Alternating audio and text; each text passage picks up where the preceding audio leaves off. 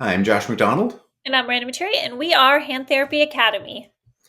Let's talk today about some of our favorite home program exercises, some of our favorite things to do to get patients moving at home. Miranda, what are some of your kind of go-tos? What do you like to do?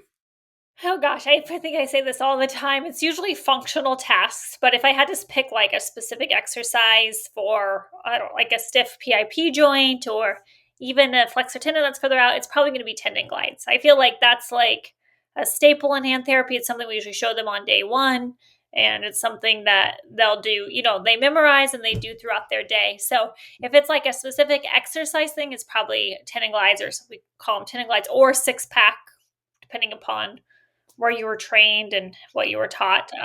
That would be my favorite. And then, of course, functional things like just use your hand. Yeah, yeah. And I think you're right. Where there's maybe a difference between what do we give out the most and what's our favorite. So Yeah. for me, if it's not tendon glides, it's maybe median nerve glides because we have a high volume of carpal tunnel and peripheral neuropathy patients right now. And I feel like I know there's different nerve glides for radial and ulnar and median nerve. I feel like the median nerve glide that we give out, I feel like it works well for a large percentage of them. And so the ulnar nerve glides, the whole like finger upside down mask thing Yeah, on your, I can't do it. I don't have the range of motion for it. And so I feel like some of my patients they look at me like, that's just weird. What am I doing that for? So the median nerve glides, I give out a ton for that. And then joint blocking. I give a ton of joint blocking for those that's a good stiff one. PIP joints, for pull through on scar tissue, on flexor tendons, all that stuff.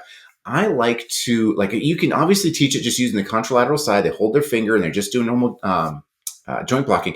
I also like to make for them to take home. I take 1/8 inch material and it's maybe like 9 to 10 inches long and an inch and a half wide, and I fold it in half.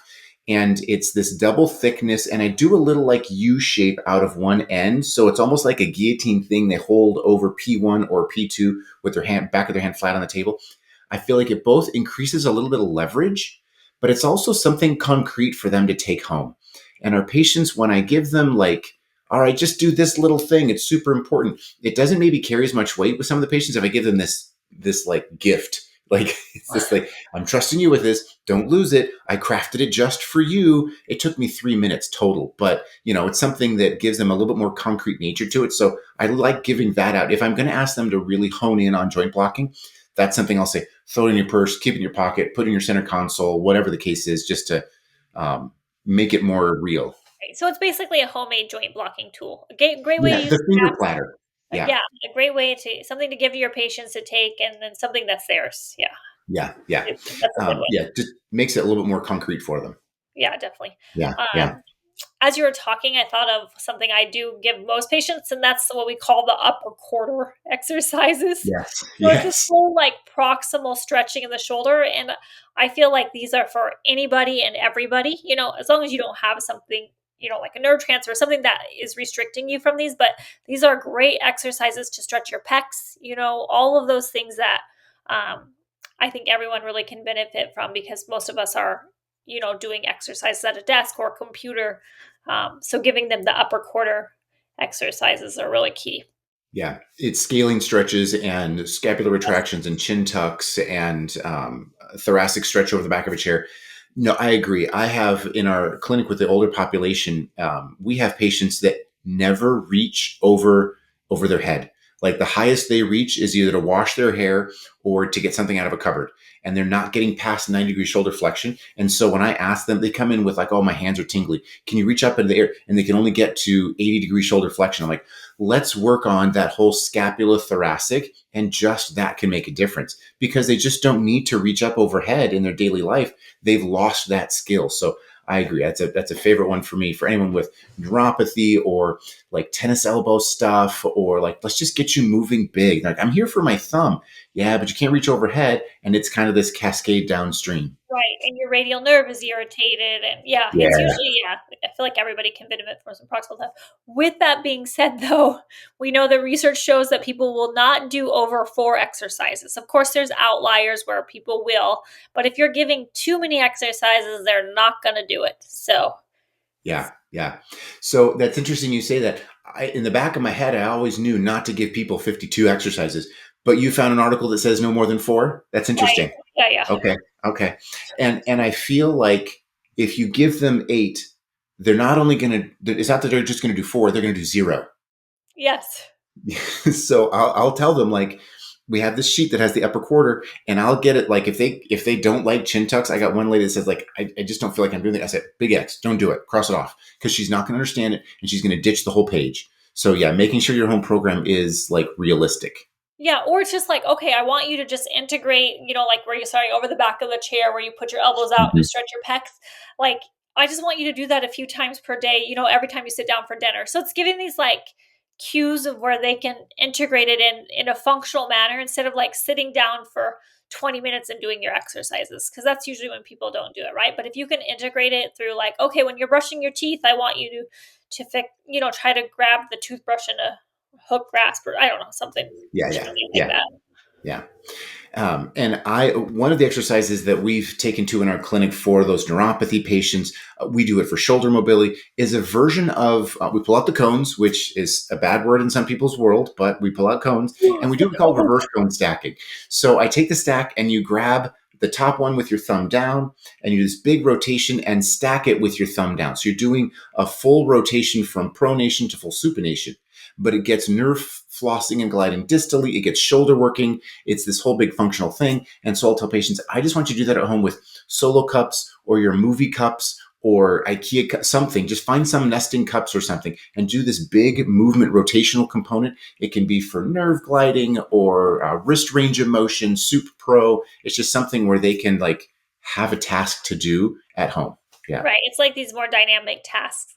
I think the same with doing the apple pickers, where Yes. you tell them Yeah. to reach for the apple, pull the apple down, and look at it. That's great because you're moving your shoulder, your elbow, you're doing some fisting with your hand. So doing more dynamic exercises. Depending on the patient, that's always a good exercise for the right patient. But depending on the patient's personality type, they may need to be sold on the value of something that doesn't make them hurt. Yes, Like that's if it's if it's like, I don't really feel like this is doing anything. Trust me, you're working on range of motion, you're working on edema. This is going to help pump the fluid out. I may have to do a bit of a sales job to get them to understand why this little task that may not feel all that challenging is really good for you.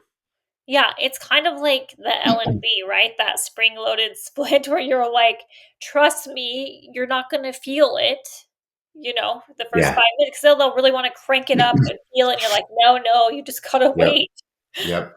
Everybody I give a dynamic splint to or static progressive, I tell them, do not wear this when you go to bed. Because I've had a couple of patients do it and it destroys them. So, yeah, the accumulation of time may be the benefit, not the first 5 seconds of the repetitions. Yeah, the Yeah. education part is really Yeah. important. I'll also like our first visit with any patient is really trying to get them set up with something they can do at home so they get better by the next time they come in. If all I do is pull things off the shelf that they can't do at home and then I send them on their way, they're not going to get better between today and the next time I see them. So I try to give them that stuff, and then I need to revisit that home program. If they ask me 6 weeks in, hey, should I still be doing tendon glides on a distal raised fracture? I've missed the boat and I have not progressed them. But at the same point, that may still be a good exercise to be doing. We don't always have to give them something new and shiny every week for home program. That list of 4 exercises is going to last you for 3 weeks. And then we'll give you new ones, or we'll upgrade 1 or 2 of them as we go. Yeah, I think that's a key point, and it's remembering what exercises you gave them and what you told them to do, and then checking in with them, right? So how many times do you see people give their patients something and then they never come back to it or check in, and then you're like, then the patient's kind of like, well, what the heck, right? You gave me all this stuff and you don't Yeah. even remember what it is. So Yeah.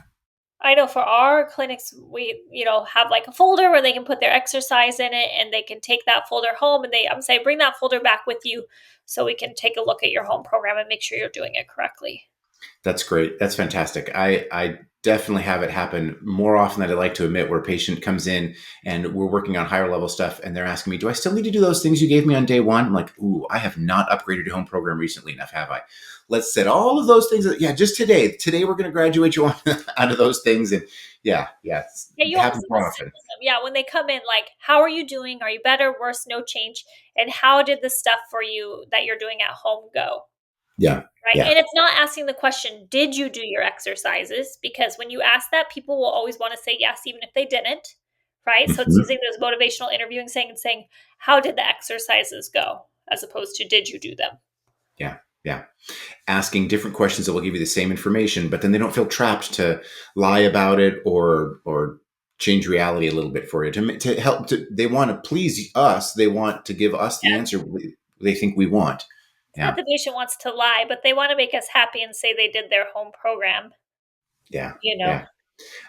It would be interesting to see a study for any given clinic's caseload. What percentage of your patients are doing at least a reasonable portion of their home program? I think the percentage is probably much lower than we would like. Yeah, that would be interesting. That would Yeah, be a simple. yeah, and hard to get a real answer to that. Maybe not everyone would give the most reliable answer unless you just did a paper anonymous survey. I think What you'd have to do it percentage of the online. home? Yeah, yeah, that'd Yeah. be. I'm not sure I want to know the answer to I that. think that'd be really good though. And then why didn't they do it? Yeah, You yeah, maybe was it there was no value in it? yeah, yeah. That would be interesting, huh? That feels like a capstone project for It does feel like a a capstone graduate project. program. Yeah, Add that to our list. That would be good yeah, though. yeah. Get another one of those. Yeah. Yeah. All right. Well, we seem to be going longer on these podcasts lately, but hopefully that's good information. You got some ideas out of it for your practice and your patients in their home program. If you have any questions or comments, reach out to us on social media at Hand Therapy Academy, or you can reach us on email info@handtherapyacademy.com.